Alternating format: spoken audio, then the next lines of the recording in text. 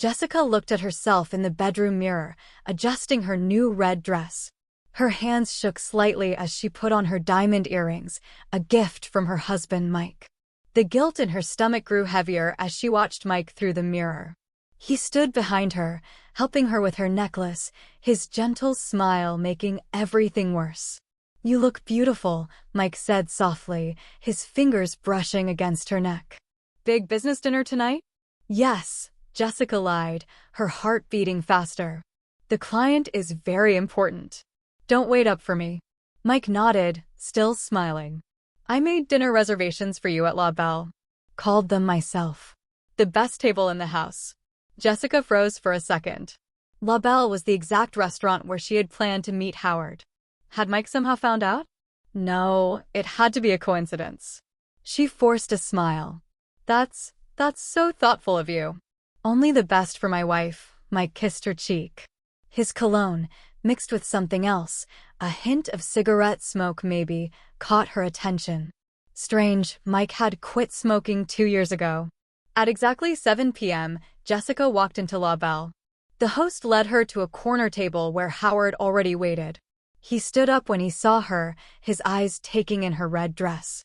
Howard was everything Mike wasn't. Wild, exciting, dangerous. Where Mike was gentle and predictable, Howard brought adventure and passion to her life. "You look stunning," Howard whispered, kissing her hand. Jessica blushed, trying to push away thoughts of Mike. She sat down, noticing a white envelope on the table. "What's this?" she asked, reaching for it. "It wasn't from me," Howard said, looking confused. "It was here when I arrived." Jessica's phone buzzed just as she touched the envelope. A message from an unknown number lit up her screen. "Enjoy your last perfect evening. The truth always finds its way out." Her hands turned cold.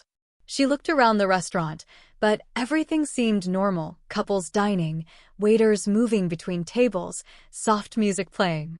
Yet something felt off. The security camera in the corner kept blinking its red light, almost like it was watching her. Howard ordered wine, acting completely normal, but Jessica couldn't shake off her growing unease.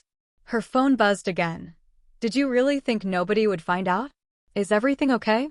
Howard asked, noticing her pale face. "Yes," Jessica lied again, her voice shaking. "Just work stress." She reached for her wine glass, trying to act natural, when she saw them, her sister Emily and her mother, walking into the restaurant. Their faces were hard, eyes fixed directly on her table. This wasn't a coincidence. Her perfect secret world was about to fall apart. The envelope on the table suddenly felt like it was burning through the tablecloth. With trembling fingers, Jessica opened it. Inside was a single photograph of her and Howard kissing outside his office last week. Written across it in red ink were the words, "Game over." Jessica's hands shook as she stared at the photo. Her mother and sister weren't moving from their spot near the entrance, their eyes cold and judging. Howard kept talking about his day, completely unaware of the storm building around them. "Would you like to see tonight's special menu?" A waiter appeared, placing black folders in front of them. Jessica opened hers, and her heart stopped.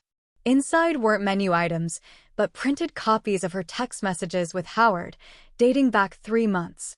Her phone buzzed again. This time, it was a message from Mike. "Check your email." With shaking hands, Jessica opened her inbox. There it was, an email from their family lawyer, time-stamped 1 hour ago. Subject line, "Divorce papers, initial draft." "Jessica?" "You look sick," Howard said, reaching for her hand. Just then, his phone rang.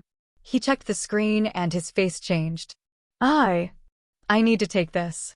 Jessica watched as Howard walked toward the restaurant's entrance, talking in low, urgent whispers. That's when she noticed more familiar faces entering Lael. Her uncle Robert, the bank manager. Her cousin Sarah, who worked at the same company as Jessica. Even her old college friend Amy, who happened to be Howard's secretary. The pieces started falling into place. Mike hadn't just found out about her affair, he'd been watching, planning, gathering evidence. Her phone buzzed with another message. Should we tell Howard about the others? Jessica's blood ran cold. How did Mike know about David? And James? The two short flings she'd had before Howard? She looked up to see Howard returning to the table, his face pale. "My wife," he said, his voice cracking. "She knows. Someone sent her everything, photos, messages, hotel receipts." "Wife," Jessica whispered. "You're married." Howard wouldn't meet her eyes. "Jessica, I have to go." "My wife's lawyer. They're threatening to take everything. The house, the business, custody of." "Custody?" Jessica felt the room spinning. Howard had children? All this time, she'd thought. Another message flashed on her phone. "TikTok. The real show starts in 10 minutes." Jessica watched helplessly as Howard grabbed his coat. He didn't even look at her as he rushed out, almost bumping into her mother who was still standing there, watching. The restaurant's lights dimmed slightly. The TV screens mounted on the walls, usually showing sports games, flickered to life. Jessica's heart pounded as she recognized the footage, security camera videos of her and Howard at different hotels, timestamps clearly visible. Her phone lit up one last time. "Now, let's show everyone who you really are. By the way, did you notice? Tonight marks exactly 1 year since you first cheated on me. Happy anniversary, darling." The TVs continued playing, showing more footage. Not just of Howard, but of David at the airport hotel. James at the beach resort. Every secret meeting, every hidden moment, playing for everyone to see. Jessica sat frozen, watching her perfect lies crumble around her. She didn't dare look at her family members, who had now taken seats at nearby tables. The worst part? Mike was nowhere to be seen. But she could feel him everywhere, in every detail of this perfectly orchestrated nightmare. Jessica grabbed her purse, ready to run, but her legs wouldn't move.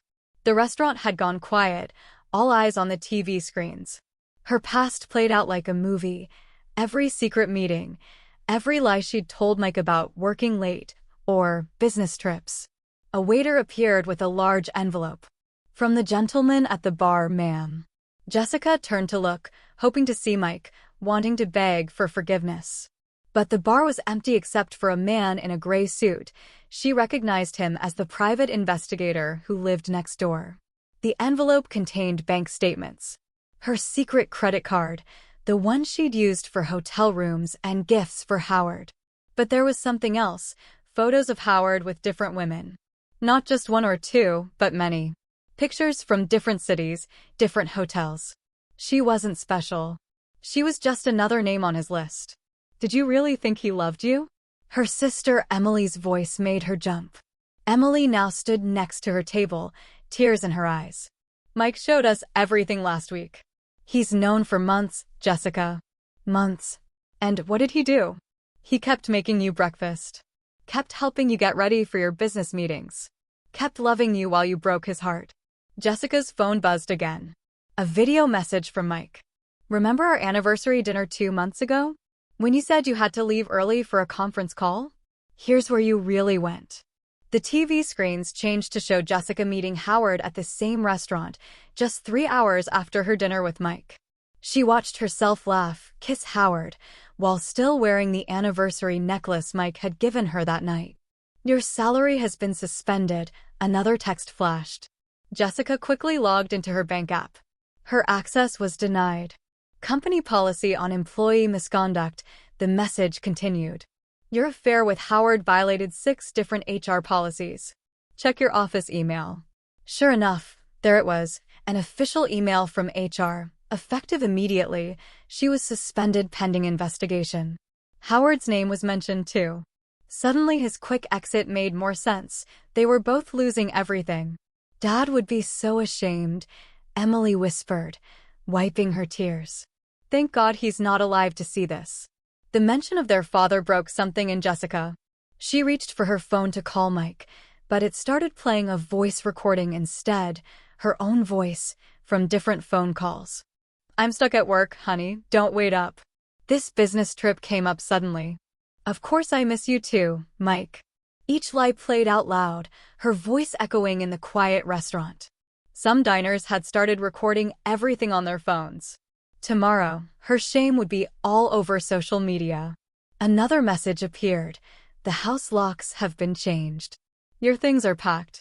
But first, let's hear what Howard really thinks of you. The screen switched to a new video, Howard in his office, talking to his wife just that morning. Jessica? She means nothing.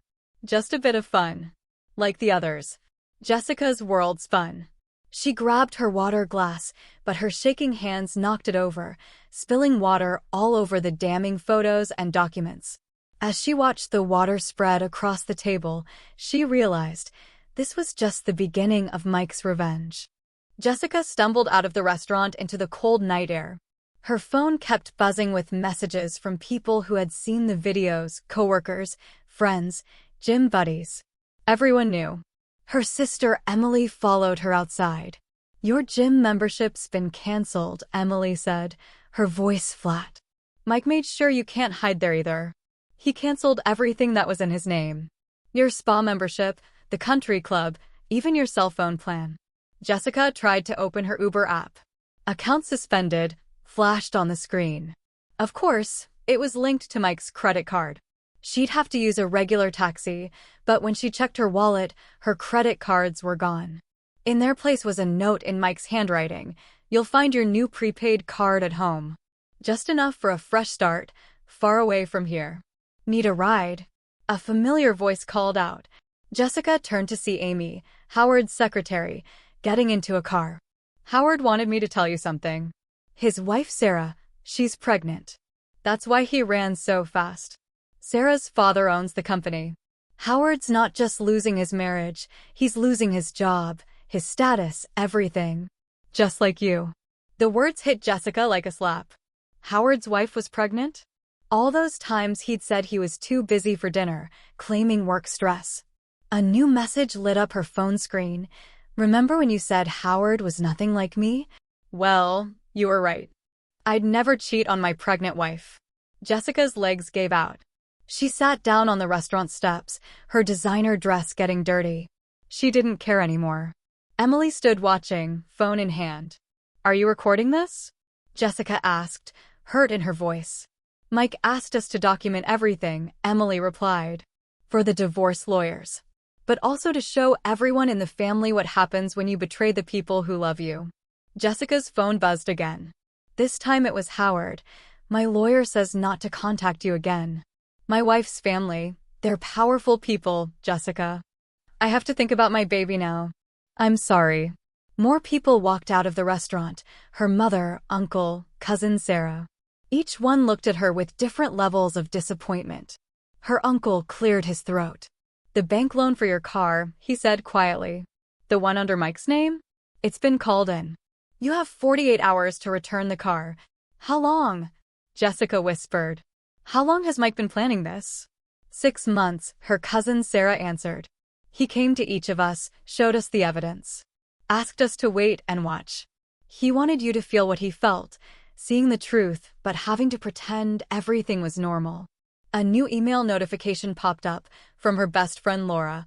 "Those spa days when you said you were meeting Howard? You were with James. I saw you. I told Mike everything. I'm sorry, but you brought this on yourself." Jessica's phone began playing a video, security footage from her own bedroom. She watched herself getting ready for dates, making up lies, while Mike helped her choose outfits. His smile never wavering, even though he knew exactly where she was going, who she was meeting. "The house cameras," Jessica breathed. "He had cameras everywhere?" "Only after he found out," Emily said. "Everything's documented. Every lie. Every secret call. Every time you kissed him goodbye while texting Howard." Jessica sat on those cold restaurant steps, shivering. Not from the night air, but from the weight of everything crushing down on her. Her phone kept playing more videos, moments she thought were private, secret meetings she thought no one knew about. "Your mother's birthday party," Emily said quietly. "When you stepped out to take an important work call, Mike followed you. Watched you meet Howard in the parking lot. He came back inside, cut the birthday cake, sang happy birthday. Never said a word." A taxi pulled up to the restaurant. The driver rolled down his window. "Mrs. Walker? Your husband pre-booked this ride." Jessica's hands found a small key in her purse. She didn't recognize it.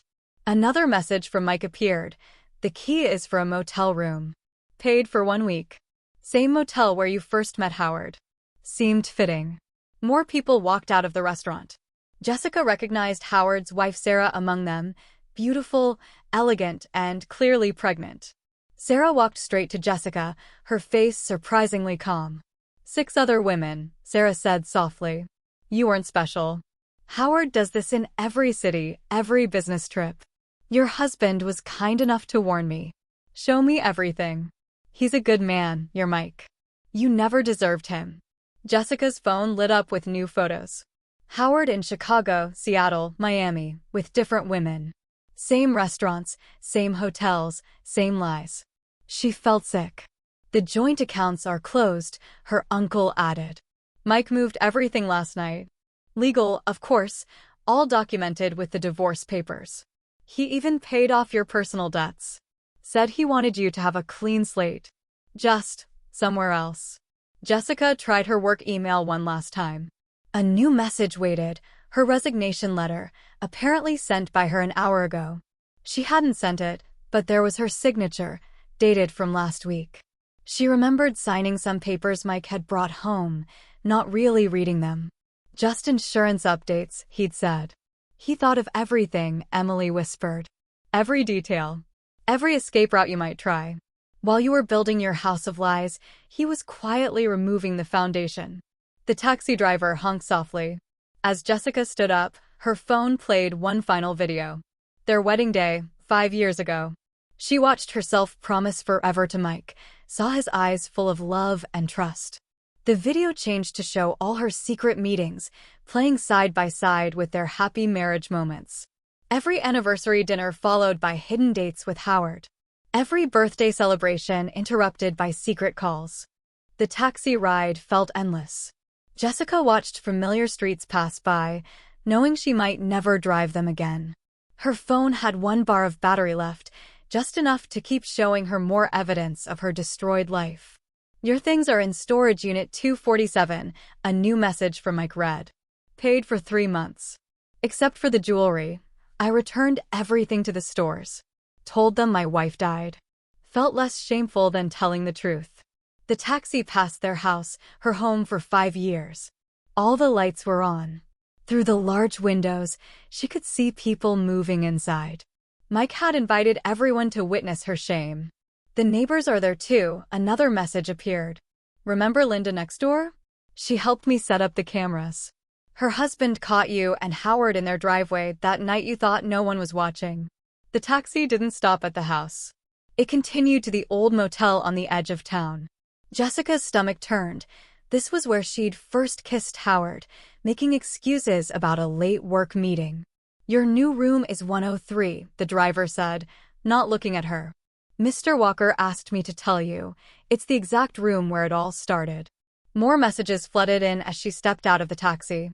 Her gym friends removing her from their group chat. Her book club canceling her membership. Her hairdresser canceling next week's appointment. Mike had thought of everything, every small detail of her life. The divorce papers are in the room, Mike's final message read. Along with a USB drive containing copies of everything, every photo, every video, every lie. I'm keeping the originals. Consider it insurance for a peaceful divorce. Jessica's phone battery finally died as she stood in front of room 103. The keys shook in her hands. Inside, she found a single suitcase, the divorce papers, and an envelope. Inside the envelope was a photo strip from their last vacation, just 2 months ago.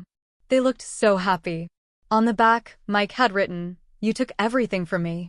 So I made sure you'd feel the same. Goodbye, Jessica." She sat on the motel bed, the same bed where her affair with Howard began. Now it was where her old life would end. Her phone was dead, her credit cards canceled, her reputation destroyed.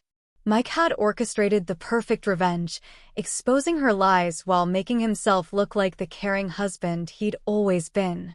The next morning, Jessica woke up in the motel room feeling like she was in a nightmare. But the divorce papers on the bedside table proved everything was real.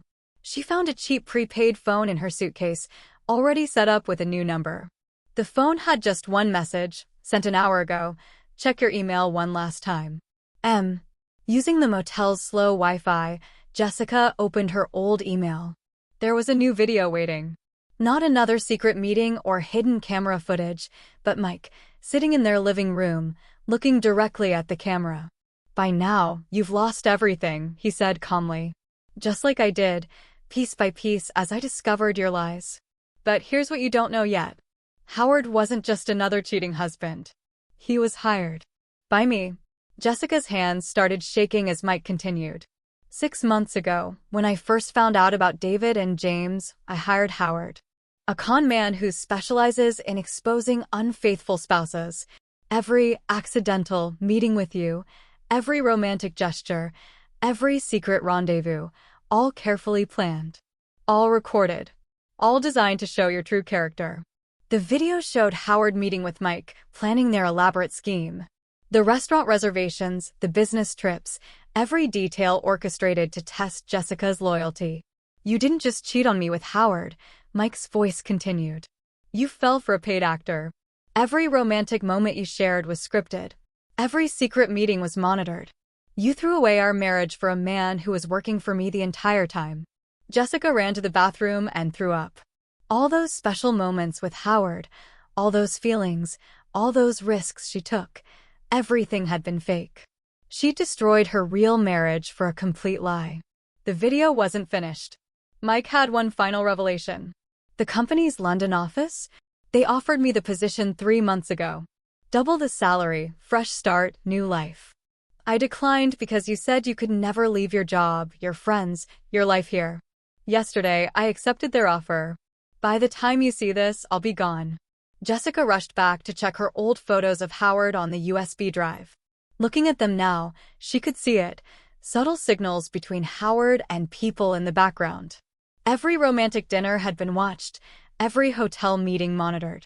She hadn't just been unfaithful, she'd been part of an elaborate play, with Mike as the director and Howard as the paid actor. Her new phone buzzed with a final message. The divorce papers are already signed, by both Howard and his real wife, who's actually his sister. They're professional scammers who help catch cheaters. You signed them last week, thinking they were insurance papers. It's done. Game over. Jessica looked around the small motel room, room 103, where she'd started her affair with a man who never really wanted her. Where she'd thrown away a loving marriage for a complete lie. Outside, the sun was rising on her new life. A life she'd built on lies, only to discover she was the one who had been truly deceived. In her suitcase, she found a note with a final message from Mike. You wanted excitement, mystery, and passion. I gave you exactly what you wanted. And just like you destroyed my world piece by piece, I orchestrated the perfect revenge, watching you fall in love with a lie. Goodbye forever, Jessica. The end.